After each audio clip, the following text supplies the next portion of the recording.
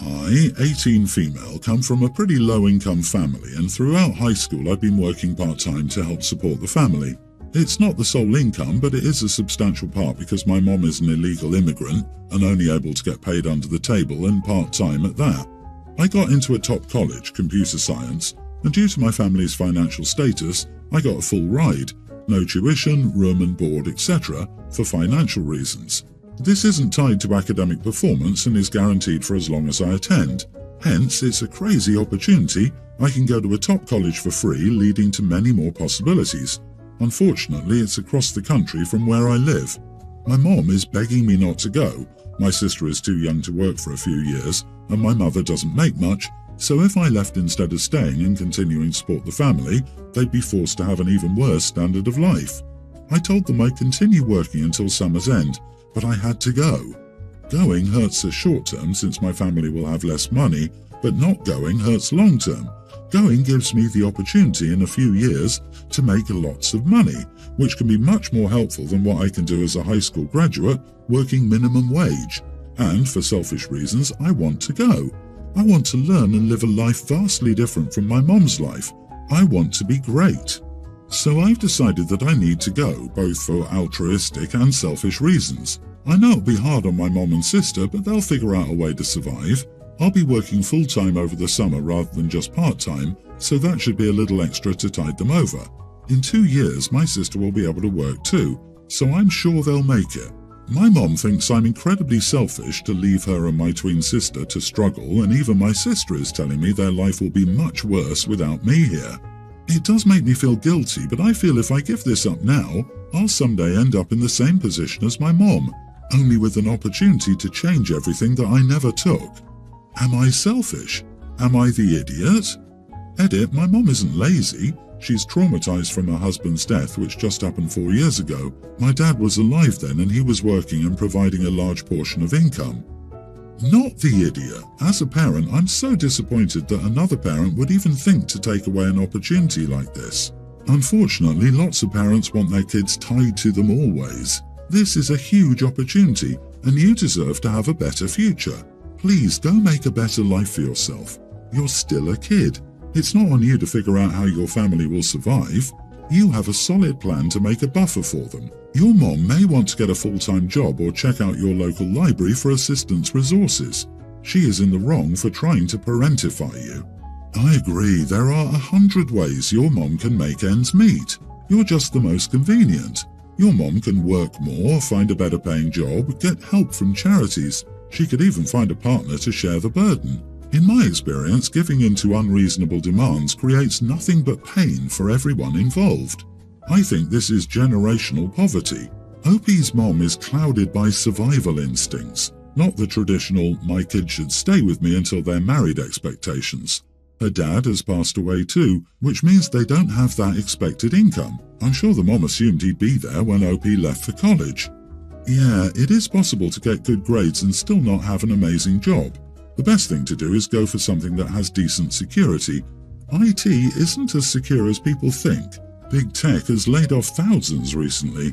OP, have realistic expectations of what your major will pay. And you are the idiot. You don't seem to be working with your family.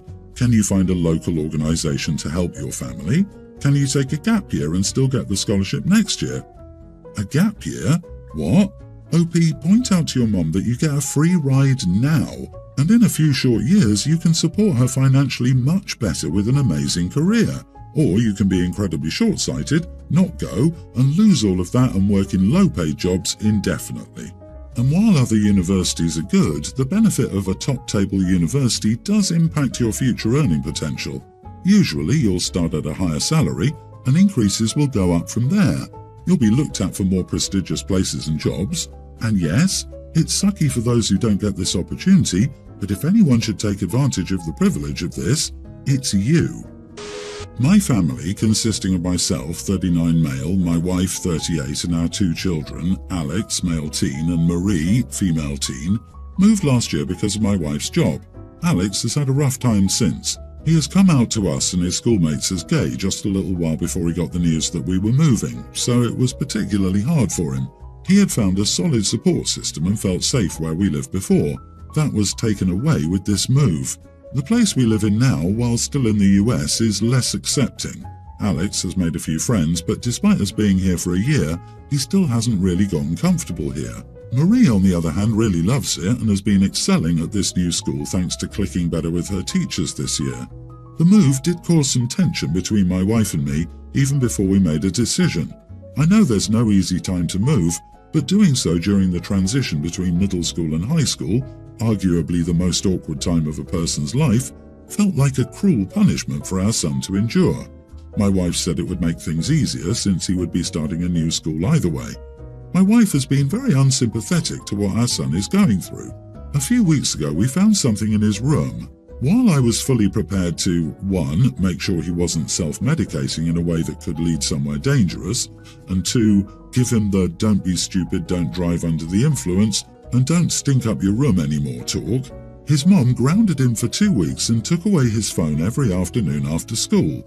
This cut him off from his friends from his old school, further isolating him during an already hard time. This brings us to last week. I finally sat my wife down and told her things weren't working. We tried it for a year, but Alex has consistently expressed unhappiness and discomfort. I told her it was time to start making plans to go back. She said that Marie was doing great here, that I always favoured Alex as the baby of the family, and that we needed to give things more time. She also said both kids would be off to college soon.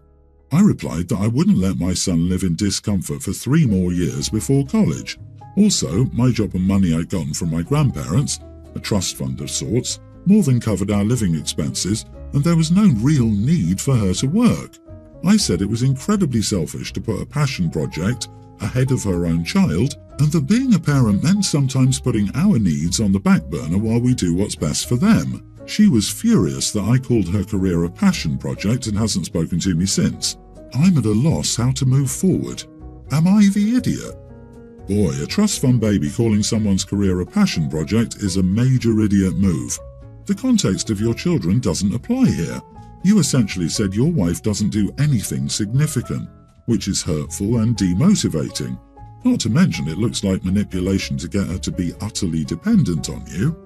My favourite part was how we got all of that context as if it matters or changes that he called his wife's career, safe to say at least a decade of one, a passion project. He's completely sexist. His daughter's well-being doesn't seem to matter. His wife's career is a passion project and he can control and support them on his inheritance. He's using his son as an excuse to get what he wants. Maybe get him some help rather than blame his wife. Yeah, OP. What if Marie, who is doing better than ever here, takes the same stuff when you move back? Will your solution be to move again? Why do you think moving back will be a magic bullet for your son? Teendom is challenging for everyone. You don't know if his support system would have held in the transition to high school. I suspect that you were happier before the move. You seem to resent your wife's job, and you'll likely resent the time her job takes away from you. You also like the power that comes from controlling all the money. Moving back is what you want for you, and the bonus is that Alex seemed happier there too. You two need counselling both for your marriage and on how to help Alex through adolescence. My, male 29, wife's 28, new hobby is talking about how she has various mental health conditions, including depression, ADHD, OCD, PTSD, and anxiety. I told her if she's concerned about having these conditions, we should seriously go to a mental health professional to get her evaluated. However, she always refuses to go to a doctor because she doesn't need someone else's validation. I told her it's not about validation, it's about finding resources and help to let you live a better life and cope with your struggles. She still refuses. I know many people struggle in long lines and waits to get mental health diagnoses or sometimes aren't taken seriously. That's not the case for us. We have great mental health resources and clinics nearby and enough money to afford an evaluation. Nowadays, my wife uses her self-diagnosed conditions to get out of her responsibilities. She recently stopped doing her share of chores because her ADHD is so distracting and it just stresses her out too much to fight it. For example, we were making cupcakes for her niece's birthday and I frosted them in purple instead of blue while she was in the bathroom. She made me scrape off the frosting and redo it because apparently it was triggering her OCD. And when I tried to tell her it wasn't a big deal, she got upset at me for belittling her mental health. Now, I've never accused my wife of lying to take advantage of the situation because I want to give her the benefit of the doubt. Maybe she genuinely does have something going on, or maybe she just doesn't understand that mental health disorders aren't trivial personality traits. However, we were at a family reunion at my sister's house and I was talking with my sister, her husband and my wife. My sister has struggled with debilitating seasonal affective disorder and seasonal depression since childhood. I asked her how her new lightbox therapy worked and she told me she'd seen some improvements. My wife jumped in and said that she has seasonal depression too, and all my sister needs to do is drink more caffeine and power through the day because that's what's worked for her. My sister kind of uncomfortably laughed her off and said thanks for the suggestion, but I could tell she was a little upset because we were having a serious conversation when my wife jumped in to say that.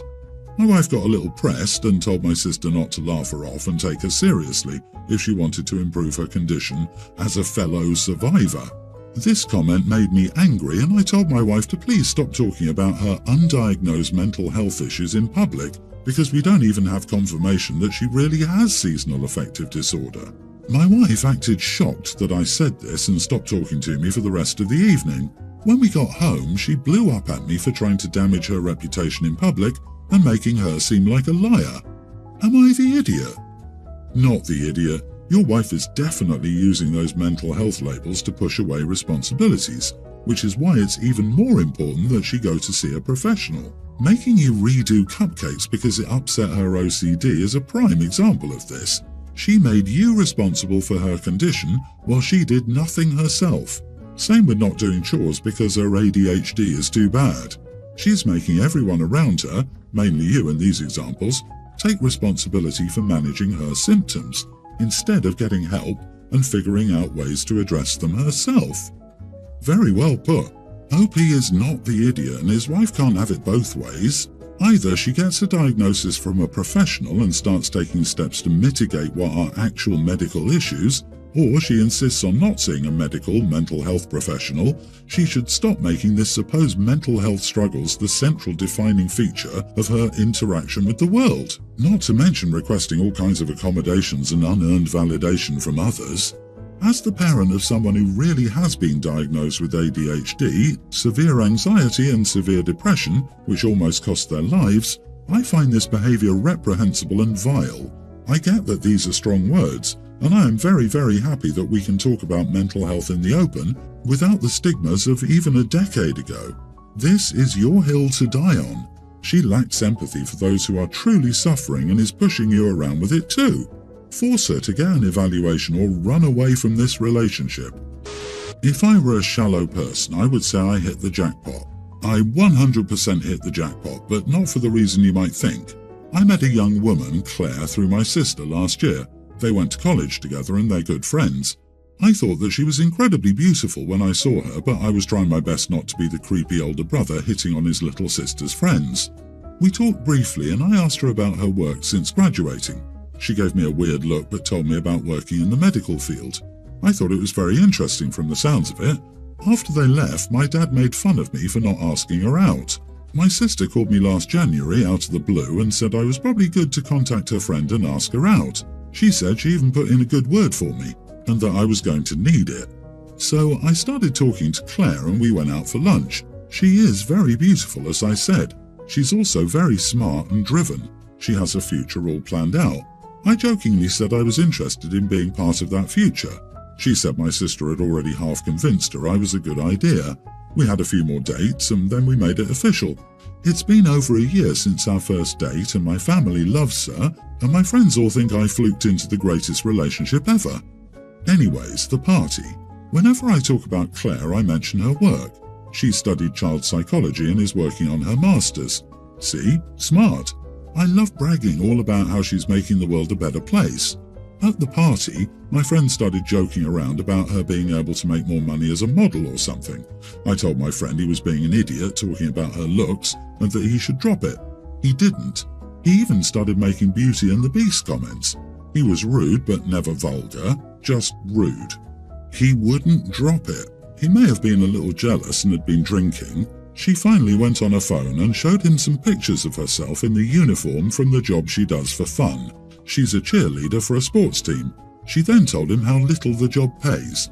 She spent time explaining to him that she competed in cheer in college and it was a hard sport and that she only auditioned for the professional squad because they do a lot of work with children's charities. Finally, she said she was tired of people like him thinking all she had to offer was her looks. He got embarrassed and left. He called me up later and said I was an idiot for not telling him I'm dating a cheerleader. I said I wasn't. I'm dating Claire, a woman who is on her way to being a child psychologist. He said that I should have told him so he wouldn't have been such an idiot about her looks. It's not my place to tell people. She doesn't tell everyone. So he's angry at me for not telling him. He's upset with her for telling him so publicly. I think he was behaving like an idiot and should have dropped it when I said so. Not the idiot, he is being very superficial. She mentioned how little she was paid for cheerleading, which I didn't know, and that she only did it because of the charities the team was involved with. This woman has hidden depths. Respect is due.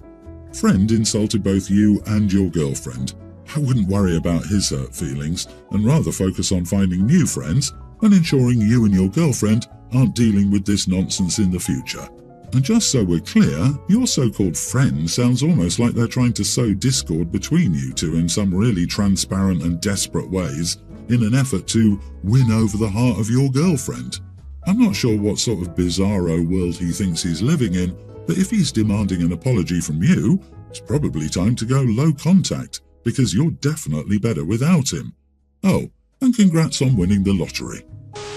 I, 46 male, have a son, nearly adult, with my ex. I'm since married and have been for 12 years to my wife, 45. The doctors recently found cancer in my wife, but quick enough to do chemo to shrink it, then remove it. It's not threatening if we can do this process. We needed money and I gave my son my old car. It's in my name. I told him this was an emergency and I had to sell it. He wasn't the only one who had to make a sacrifice. My wife and I had to sell much of her jewellery and our laptop. He was really upset by this and complained to his mom, who said it wasn't fair that we took his car. It was his form of transportation. I told her I would give him rides to work if needed and there is a school bus who could pick him up. This really angered them and my son now doesn't want to come by this weekend. I feel bad that he's suffering, but this was an emergency. You are the idiot. You don't take back gifts. There are other and better ways to get money for treatment. From now on, your son knows that anything you say is his can be stolen back. Not only did you take away a gift, you took away some of his freedom and trust. One of my friends has cancer, and his health insurance paid a great deal for it. Where is your and your wife's health insurance? Why didn't you all consider taking out a loan or work out a payment plan with the hospital? You're welcome to sell off your possessions. You can't require others to make the same sacrifice. He is not obligated to help pay for your wife's treatment. The son shouldn't have to sacrifice because she isn't even his family. What? She's his stepmom and has been in his life for 12 years. And since when is the convenience of a teenager having a car more important than a human life? This is one of those rare occasions where I think OP is wholly justified in saying, I sold the car I gave you to save your stepmom's life. To all suggesting debt, selling a car to avoid going into debt is way smarter and cheaper than going into debt. OP, you are not the idiot. It's just a vehicle of yours that he would borrow. Cancer sucks and everyone in the family has to make sacrifices because people are more important than things.